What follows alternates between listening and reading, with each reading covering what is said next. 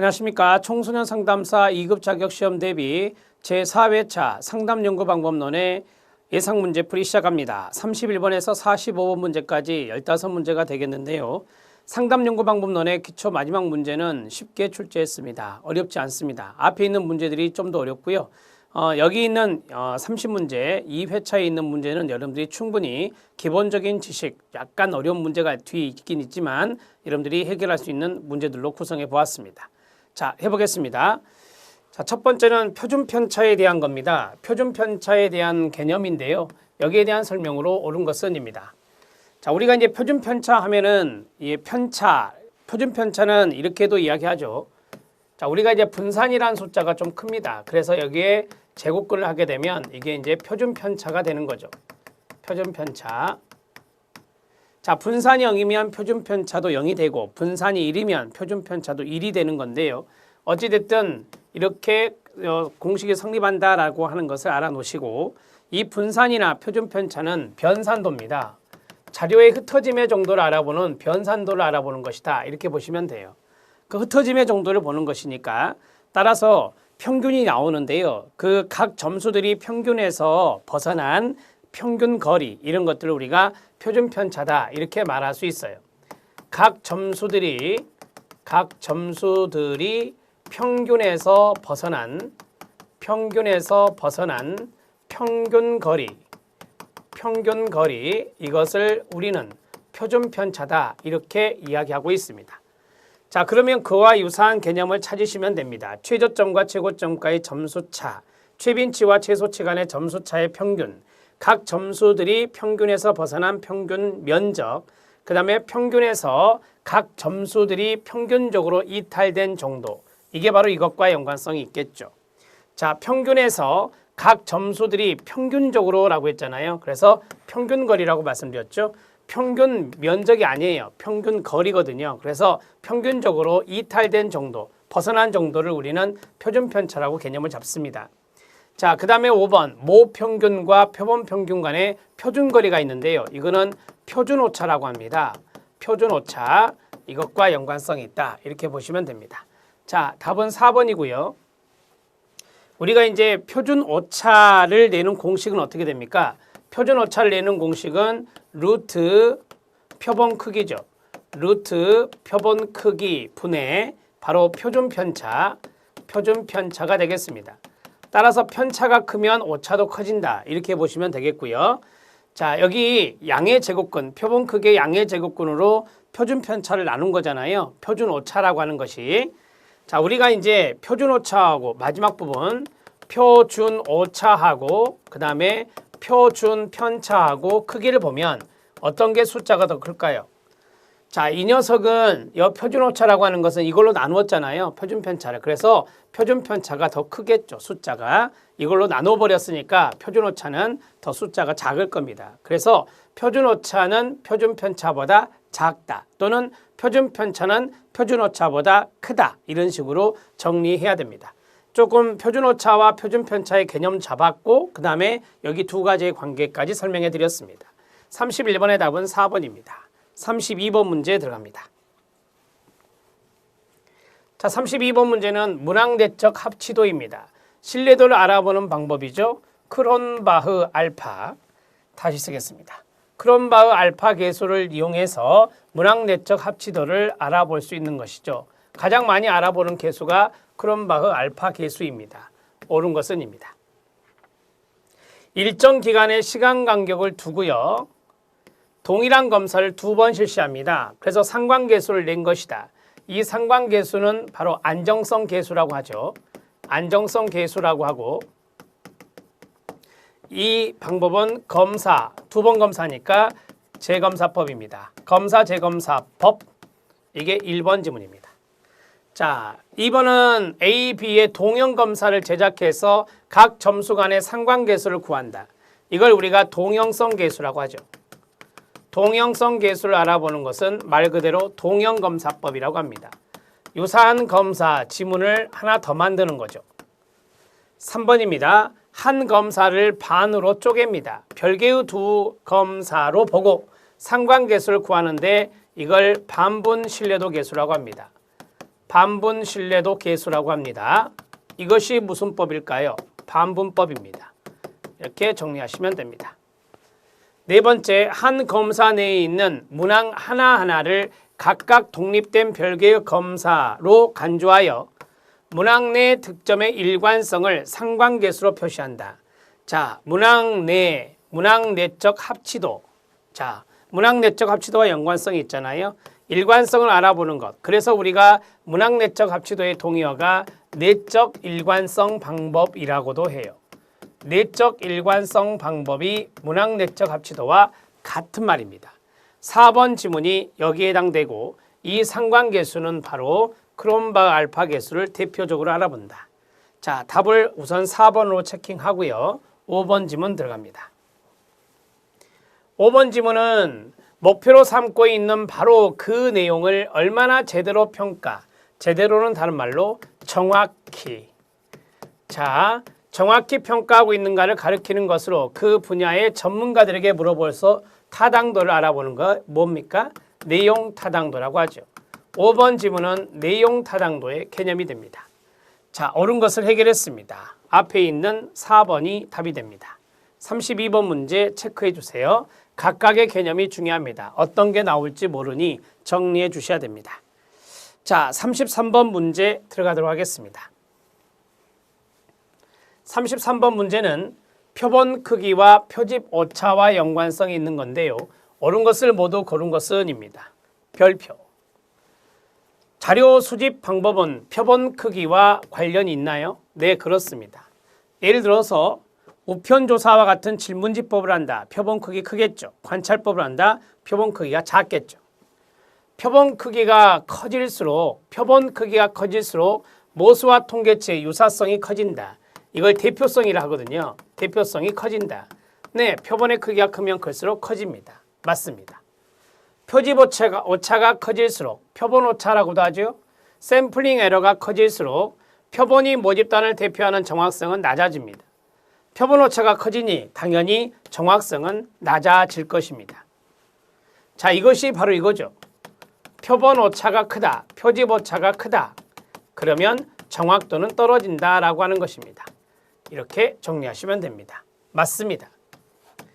동일한 표집 오차를 가정한다면 분석 변수가 많아질수록 표본의 크기도 커져야 합니다.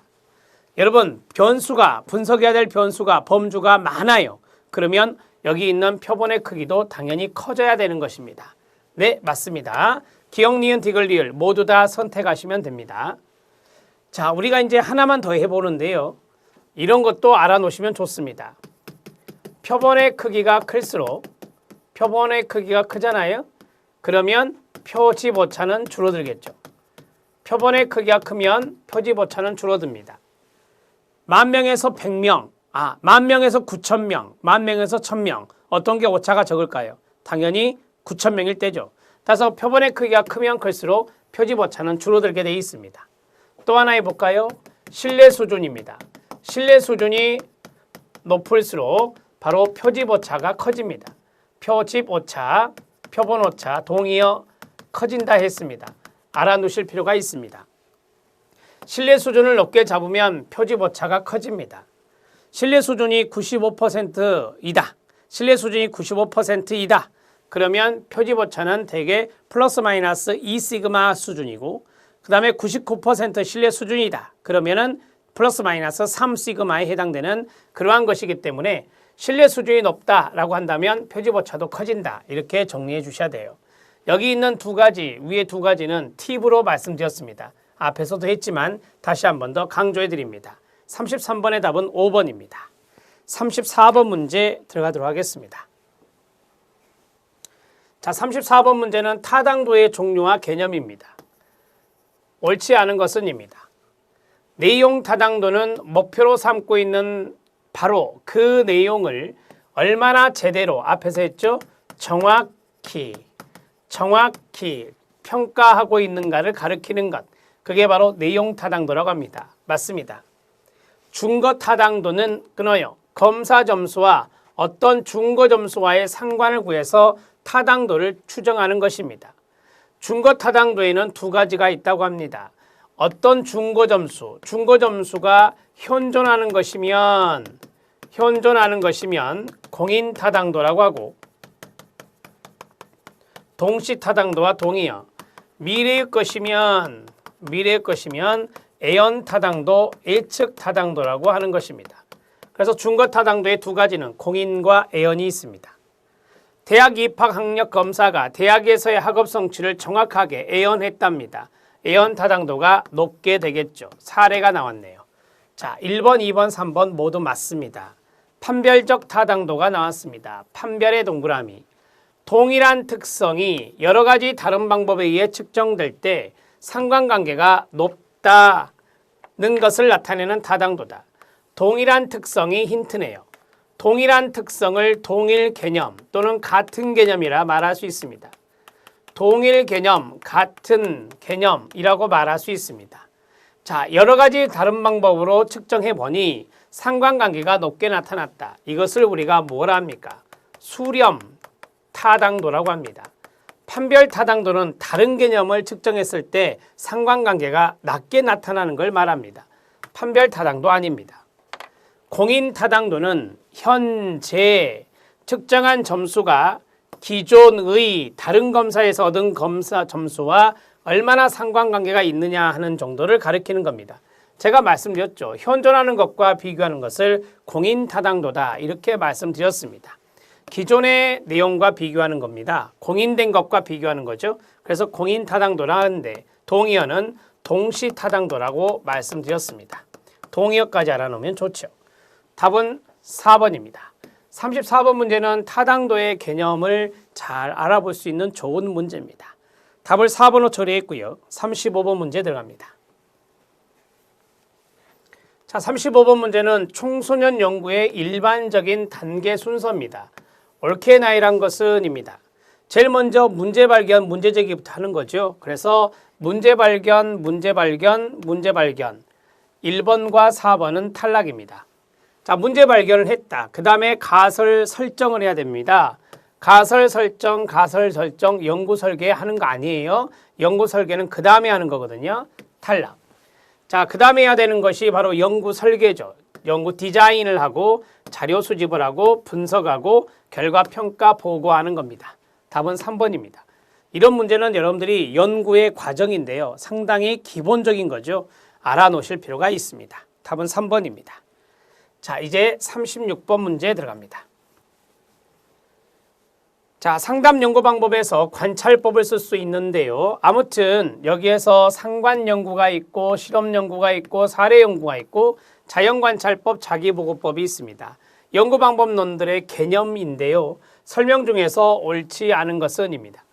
상관 연구란 인간의 심리 발달에 영향을 미치는 여러 변인들의 상호 관련성, 이게 중요한 거죠. 그래서 우리가 상관성을 알아보는 연구다. 맞습니다. 실험 연구는 인간 심리에 영향을 미치는 변인들 간의 인과관계, 이게 중요한 거죠. 실험 연구는 아시는 대로 인과관계 검증이 목표입니다. 그래서 인과관계를 밝히는 연구 맞습니다. 사례 연구는 소수의 사례, 한두 명의 사례, 조사 대상자를 대상으로 얻은 연구 결과를 바탕으로 발달 및 심리 기제의 일반적 양상을 추론해 보고자 하는 게 사례 연구입니다. 맞습니다. 자연관찰법입니다. 연구자가 피험자의 생활 환경에 직접 참여한다 그랬죠. 직접 참여해서 피험자의 보다 진실적인 반응을 확인하는 방법. 참여관찰법이란 게 따로 있죠. 자연관찰법은 자연스러운 상황에서 보는 거고요. 여기에서는 직접 생활 환경에 참여한다 그랬잖아요. 피험자 생활 환경에. 이게 힌트예요. 그래서 이거는 참여관찰법이라고 해야 됩니다. 자연관찰법이 아닙니다.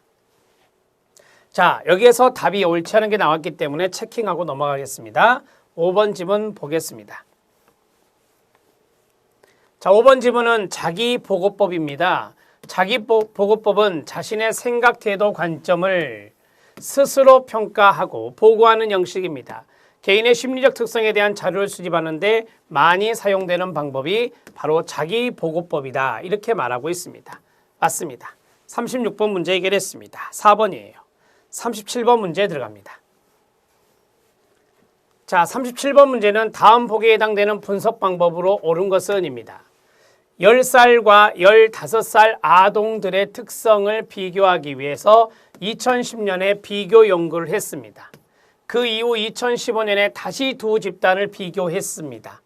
자, 이걸 뭐라 하느냐? 우리가 일정한 시점 2010년도에 한번 했단 말이에요. 이걸 횡단이라 하죠. 횡단이라 합니다. 일정한 시점에 두 집단을 봤으니까요. 자, 그런데 그 이후에 2015년에 그 집단을 다시 비교했어요. 5년이 경과됐습니다. 5년이 경과되었죠. 이것을 우리가 종단이라 보시면 됩니다. 왜? 5년 뒤를 봤으니까 5년이 경과됐기 때문에 종단이라 볼 수 있습니다. 따라서 횡단과 종단이 같이 있는 형태죠. 이것을 횡단적 단기종단적 접근법이라고 이야기하는 겁니다. 1번이 답입니다. 자, 횡단적 접근법은 일정한 시점에 하는 거고요. 일정한 시점에 하는 거고, 그 다음에 종단적 접근법은 장기간에 걸쳐서 하는 겁니다. 장기간에 걸쳐서 한다. 이 두 가지는 시간적 차원에서 나누는 방법이에요. 발생 과정 분석 설계입니다. 자, 뭐에서 뭐 할 때까지, 뭐에서 뭐 할 때까지의 과정을 추적 조사하는 겁니다. 과정을 추적 조사하는 것이 바로 발생 과정 분석 설계라고 하고요. 시차 설계법입니다. 시차, 시간차를 보는 건데요. 자, 이것은 우리가 연령은 같습니다. 그러나 출생 연도가 다른, 자, 연령은 같지만 연령 같다. 그런데 출생 연도가 다른 경우입니다. 출생 연도가 다른 경우, 자, 이것을 비교 조사하는 거죠. 비교 조사하는 것이 시차 설계법입니다. 자, 예를 들어서 2000년도에 20살이 된 사람, 그 다음에 2005년도에 20살이 된 사람, 그 다음에 2010년도에 20살이 된 사람, 2015년에 20살이 된 사람, 이것을 우리가 연령은 같지만 출생 연도는 다르겠죠. 각 연도에 20살인데 당연히 출생 연도는 다를 거 아니에요. 그래서 이런 것들을 시차 설계법이라고 합니다. 연령이 같지만 출생 연도가 다른 경우에 비교 조사하는 경우, 이거를 시차 설계법이다. 이렇게 간단하게 개념 잡아주시면 됩니다. 37번의 답은 사례 문제인데 답은 1번입니다. 각각의 내용 다 알아놓으시는 게 좋습니다. 37번 문제 별표. 자, 이제 38번 문제 들어갑니다. 38번 문제는 정규 분포의 특징입니다. 옳지 않은 것은입니다. 자, 1번 보겠습니다. 중심 부분의 꼭지에서 경사가 조금 완만하다가 갑자기 경사가 급하게 되고 다시 그 경사가 완만해지는 분포이다. 자, 이걸 이야기하는 거네요. 그렇죠? 네, 이것을 이야기하는 것이 바로 정규 분포 곡선이다. 이렇게 보시면 되겠고요. 평균 중앙치 일치하나 최빈치는 일치하지 않는다. 아니라 그랬죠. 자, 이 점이 0인데요. 평균 이코르 중앙치 이코르 최빈치다 했습니다. 이렇게 정리하고요. 자, 한 김에 표준 편차까지 정리하죠. 표준 편차는 1입니다. 정규 분포 곡선의 평균은 0이고 표준 편차는 1인 분포다. 하나의 꼭지점을 갖고 있나요? 네, 그렇습니다. 자, 그 다음에 평균을 기준으로 한 좌우 대칭이나요? 네, 그렇습니다. 평균을 중심으로 표준 편차에 따라 양쪽으로 대칭적으로 분포된 종 모양 맞습니까? 네, 맞습니다. 표준 편차에 따라 분포됐다라고 했죠. 표준 편차. 자, 우리가 이제 여기에 편차가 1이잖아요. 1, 1, 1. 여기도요. 1, 1, 1입니다. 이렇게 정리하시면 되죠. 여기를 우리가 플러스 마이너스 1시그마, 여기를 플러스 마이너스 2시그마, 여기를 플러스 마이너스 3시그마라고 이야기하는 겁니다. 이렇게 해서 정리하시면 돼요. 마이너스 1, 마이너스 2, 마이너스 3, 플러스 1, 플러스 2, 플러스 3 이렇게 해서 정리하시면 되겠네요. 자, 잘못된 부분은 2번입니다. 평균과 중앙치와 최빈치가 같습니다. 39번 문제 들어가도록 하겠습니다. 자, 38번은 정규분포의 특징에 대한 문제였습니다. 가장 기본적이니 정리해 주시고요. 상관계수에 대한 설명입니다. 옳지 않은 것은입니다. 상관계수는 두 변인의 상관 정도에 따라서 플러스 1에서 마이너스 1 값을 갖습니다. 감마 수치를 보는데요. 마이너스 1에서 플러스 1 값을 갖는다. 상관계수가 플러스 1이면 두 변인이 완전한 상관을 갖고 있다. 이걸 정적 상관이라 하거든요. 자, 여기는 부적 상관이라 하고 여기는 정적 상관이다 라고 해요. 자, 플러스 1 값이니까 완전하고 여기도 완전한데 여기는 부적으로, 여기는 정적으로 완전한 겁니다. 상관계수가 마이너스 1이면 두 상관이 없다 변인이 아닙니다. 자, 마이너스 1은 부적 상관이라고 말씀드렸고요. 여기 안에 0이 있을 거 아니에요. 이 0이 바로 상관이 없다라고 하는 거죠. 이 0이 바로 상관이 없다라고 하는 것입니다. 상관이 전혀 없다라고 하려면 여기가 0이 돼야 됩니다. 자, 플러스 마이너스는 상관의 방향을 말합니다. 여기는 부적이라고 그랬죠. 그래서 증가하면 증가할 것이다가 아니라 증가하면 감소할 것이다. 반대로. 자, 감소하면 증가할 것이다. 이게 바로 부적. 정적 상관은 증가하면 증가할 것이다. 감소하면 감소할 것이다. 이게 방향입니다. 신뢰도 분석 방법들은 이러한 상관계수를 활용해서 일관성의 여부를 보고 있습니다. 제가 앞에서 신뢰도 분석 찾으셨죠? 검사 재검사법은 안정성 계수, 상관계수 활용한다 했습니다. 동형검사법은 동형성 계수. 자, 이런 것들을 연관성 있게 보시면 돼요. 그래서 일관성 여부를 타진하는 게 신뢰도 분석이 되겠습니다. 답을 해결했습니다. 3번이 답이죠. 상관계수는 가장 기본적인 이 해석을 할 줄 알아야 돼요. 그래서 상관계수도 시험에 잘 나오니까 정리해 놓으시면 좋겠습니다. 3번이 답입니다. 40번 문제 들어갑니다. 자, 40번 문제는 대학생들이 있는데요. 축구와 야구 중에서 어느 것을 더 좋아하는가라는 문제를 검증하는 경우처럼 빈도나 비율의 차이 검증을 한다. 우리가 이제 차이 검증을 할 때 빈도라든지 비율의 차이 검증할 때 여러 가지 방법이 있습니다. 그런데 여기는 집단이 둘은 아니잖아요. 그렇죠? 집단은 둘은 아니에요. 집단 하나네요. 집단이 하나고 그 다음에 축구와 야구 이것을 우리가 명목변수라고 할 수 있잖아요. 네. 자, 집단은 하나고 그 다음에 명목변수. 여기서 명목변수는 뭐예요?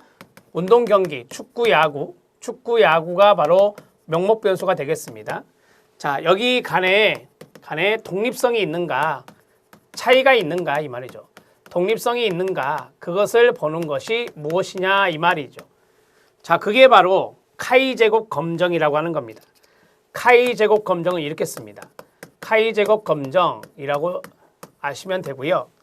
자, 여기 T검정이 있습니다. T검정은 대개 우리가 독립표본 T검정, 대응표본 T검정 이런 것들이 있었잖아요.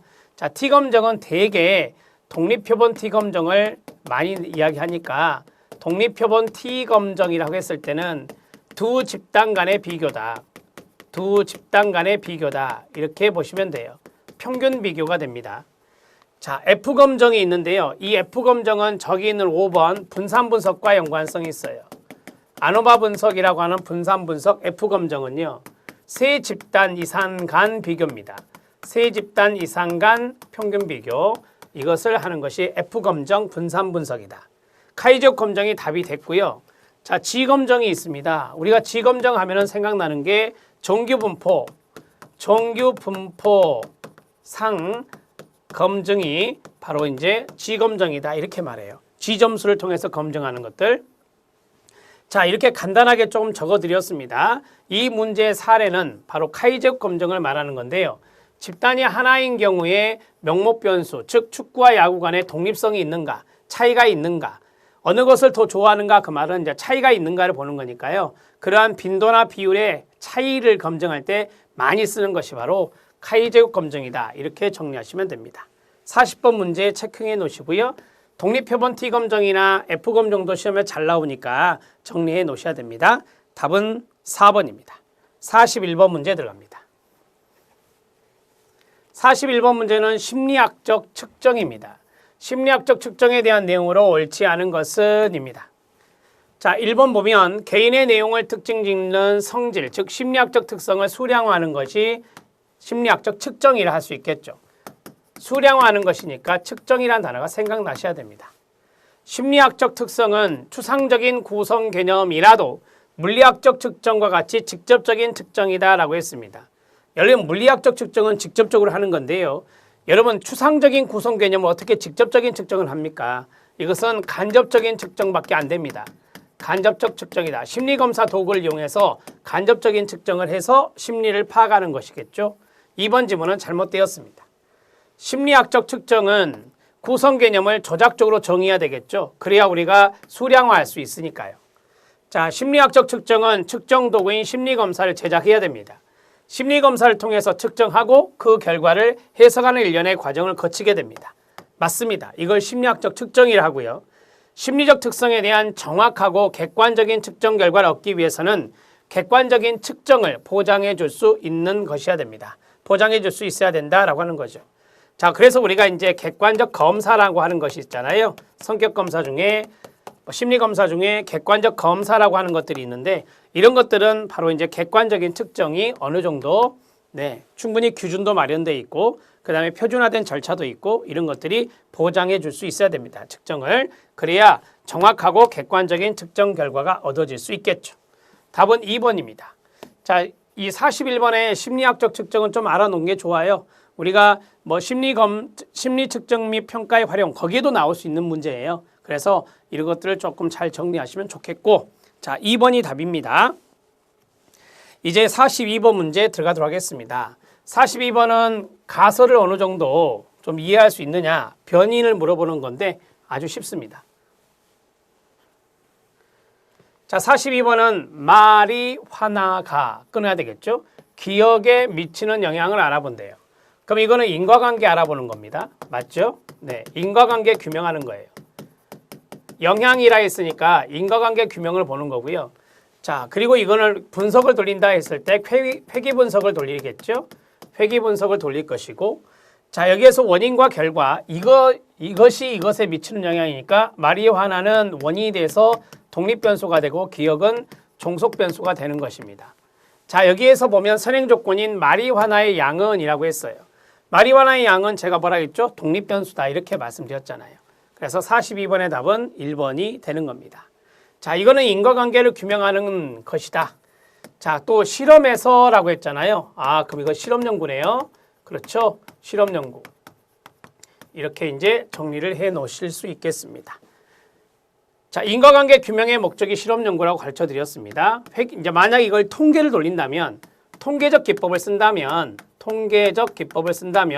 인과관계에서는 바로 회귀 분석을 쓴다. 이렇게 좀 팁으로 말씀드린 거예요, 여러분. 42번의 답은 1번이 답입니다. 자, 가외 변수가 있습니다. 이걸 외생 변수라고 하죠. 외생 변수. 자, 독립 변수와 종속 변수 양쪽에 영향을 미쳐서 관계가 있는 것처럼 보이게 한다. 그래서 가식적 관계 변수라고 합니다. 가식적 관계 변수라고 합니다. 이렇게 정리하고. 자, 조절 변수는 뭐예요? 조절 변수는 독립 변수와 종속 변수 간의 조절 효과를 보는 겁니다. 조절 효과를 보는 것이다. 이렇게 보시면 되죠. 자, 뭐에 따라서 무엇이 무엇에 미치는 영향이 다를 것이다. 가설에 지금 사례를 말씀드리고 있는 거죠. 자, 여기에서 여기 뭐에 따라서에 해당되는 이것이 바로 조절 변수가 되는 거죠. 조절 변수가 되는 거고 무엇이 무엇에, 그럼 여기는 독립 변수가 되고 여기는 종속 변수가 되겠죠. 미치는 영향이 달라질 것이다. 이걸 우리가 조절 변수의 가설 형태라고 합니다. 자, 매개 변수는 무엇입니까? 독립 변수의 결과입니다. 독립 변수의 결과이면서 and 동시에 종속 변수의 원인이 되는 겁니다. 종속 변수의 원인인 변수, 이것을 우리가 뭘 한다? 매개 변수라고 하는 겁니다. 다 말씀드렸습니다. 답은 1번입니다. 43번 문제 들어갑니다. 자, 43번 문제는 측정 수준을 낮은 수준에 높은 수준으로 순서대로 옳게 나열한 것은 어떻게 외워요? 명, 서, 등, 비입니다. 자, 명목, 동의어, 명명, 서열, 동의어, 순위, 등간, 동의어, 동간, 비율까지 나왔네요. 네, 답은 4번 명서등비로 외우시면 됩니다. 수준이 낮은 것에서 높은 것으로 갔으니까 명서등비가 되겠습니다. 자, 44번 문제 들어갑니다. 44번 문제는 양적 동그라미, 양적 연구 방법론을 했을 때 양적 연구의 가설에 관한 설명으로 옳지 않은 것은입니다. 이거는 가설에 대한 문제입니다. 가설에 대한 문제. 변수 간의 관계를 검증 가능한 형태로 서술한 것이다. 네, 맞죠? 이게 바로 조작적 정의라고 합니다. 가설은 조작적 정의로 써야 되거든요. 맞습니다. 가설은 연구 문제 해결에 도움이 돼야 됩니까? 네, 그렇습니다. 문제 해결성이 있는 것이 가설의 특성입니다. 맞습니다. 영가설은 귀무가설과 동의어 독립변수가 종속변수에 영향을 미치지 않는다고 설정합니다. 네, 무엇 않을 것이다. 무엇 없을 것이다. 자, 이런 형태로 쓰는 것이 바로 영가설 또는 귀무가설이라고 합니다. 맞습니다. 하나의 가설에 변수가 많을수록 가설 검증이 유리하지 않습니다. 어렵습니다. 하나의 가설에 변수가 많으면 문제가 많습니다.